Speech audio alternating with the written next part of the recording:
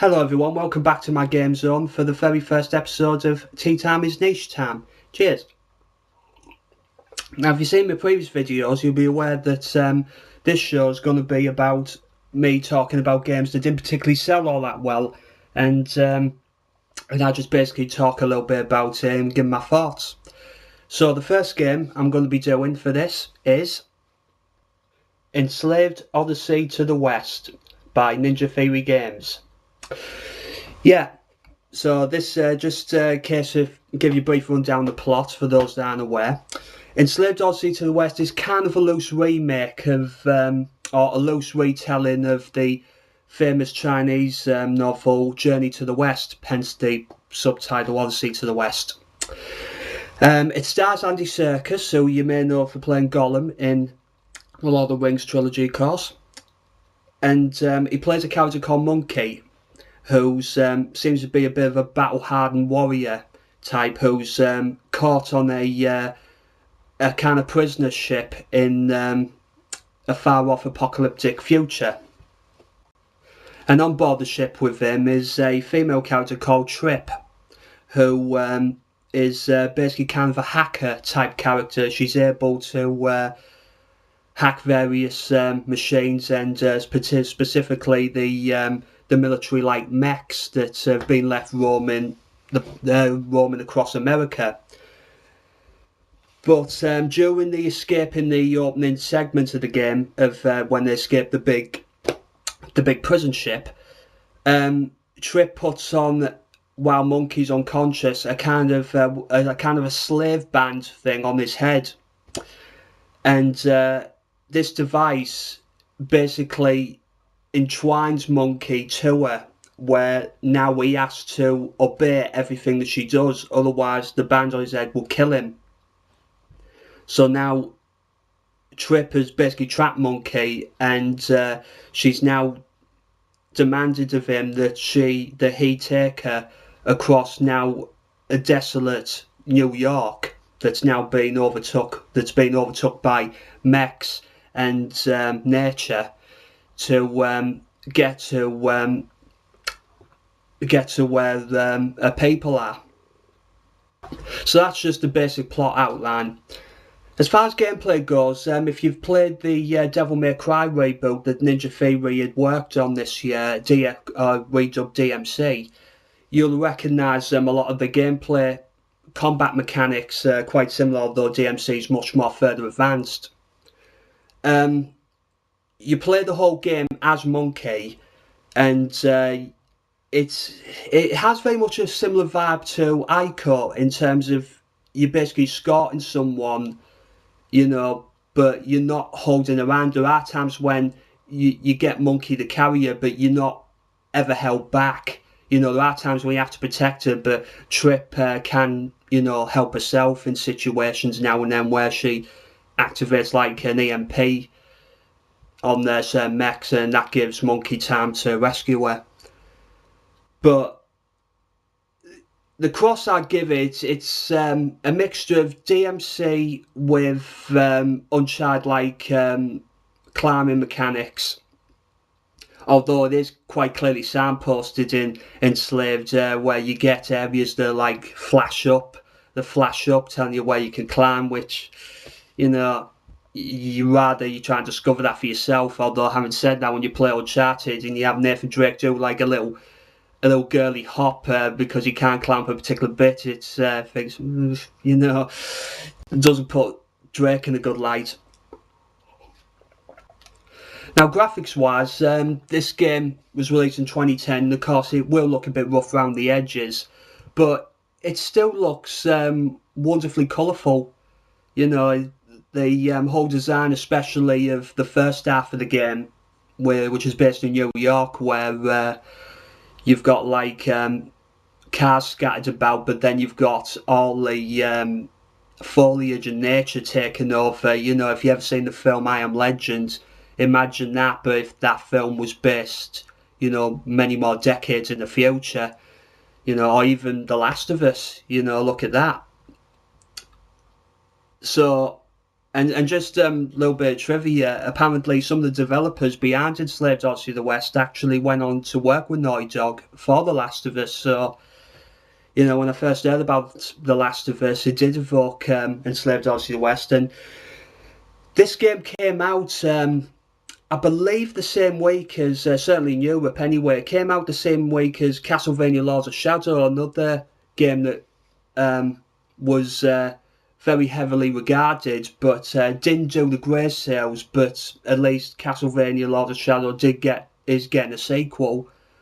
But it's a real pity that Enslaved didn't catch on, you know, because Ninja Theory did a great job of it. They told a wonderful story. It really is, you know, a really well thought out, well written story, which is written by, I forget his name now. God, he written the recent Dread movie and 28 Days Later. I'll try and figure out I'll try and remember the name if I can.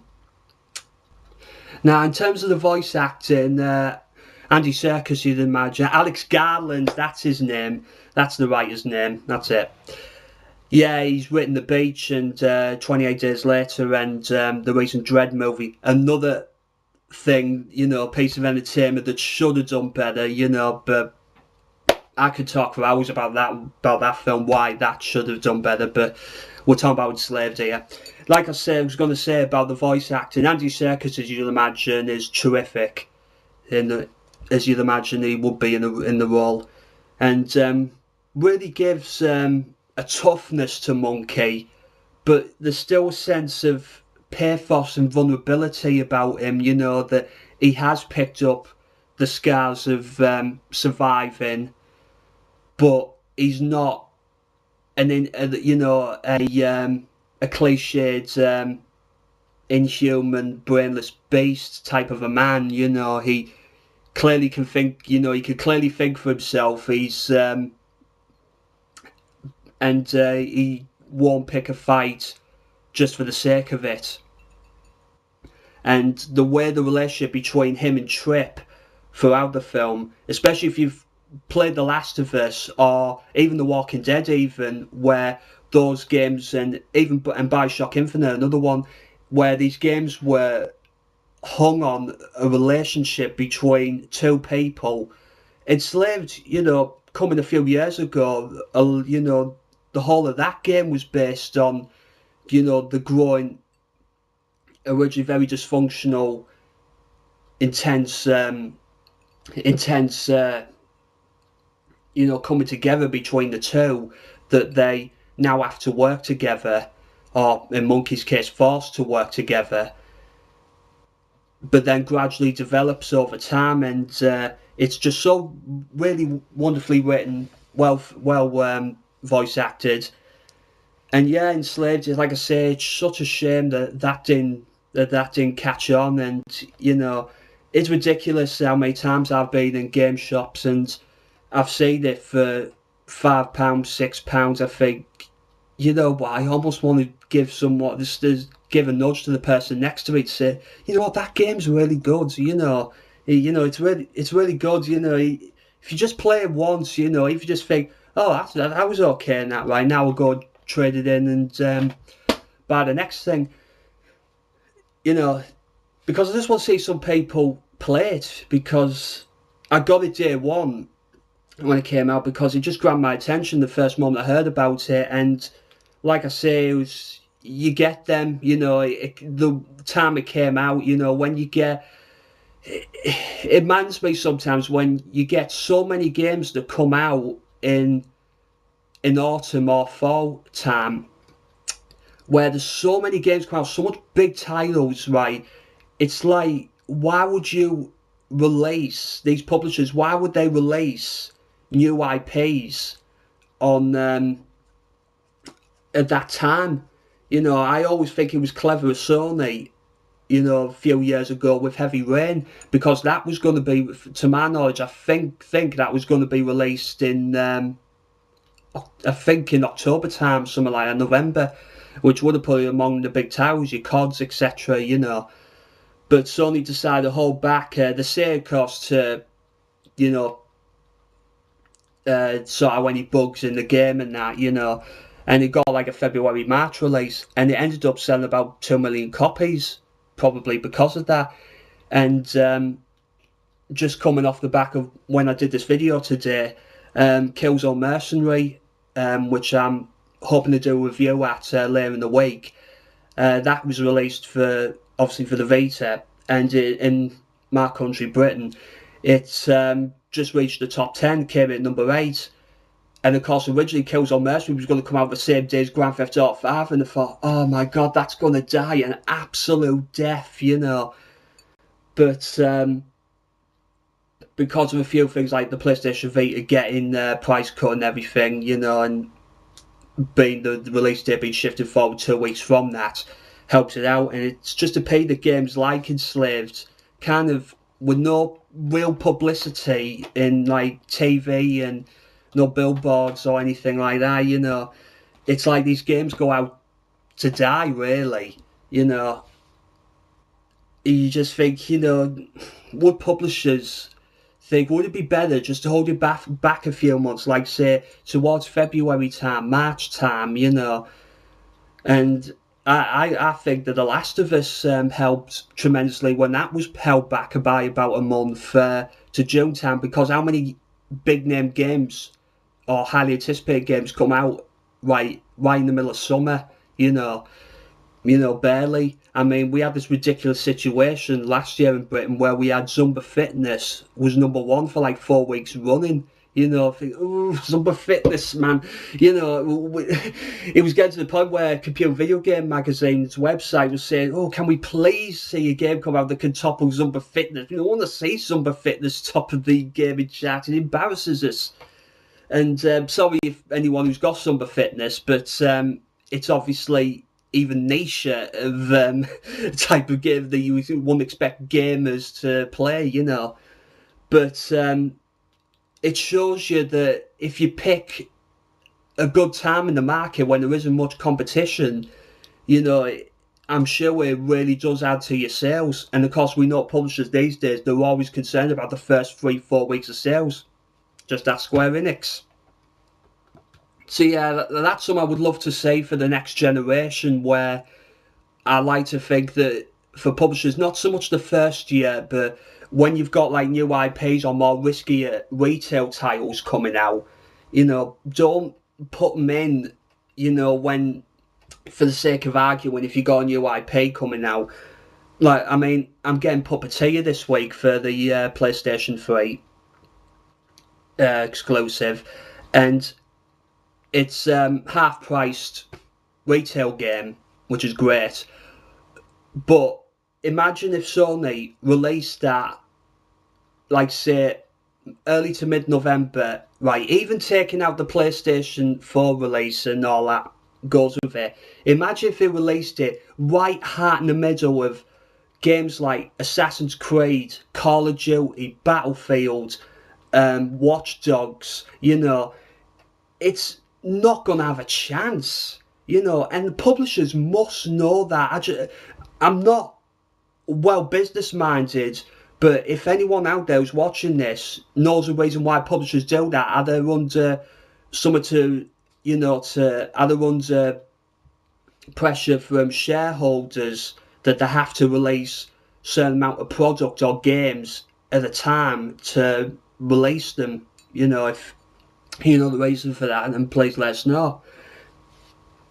So yeah, like I said, Enslaved Odyssey West, if you find a copy, they're going to be cheap now, really cheap.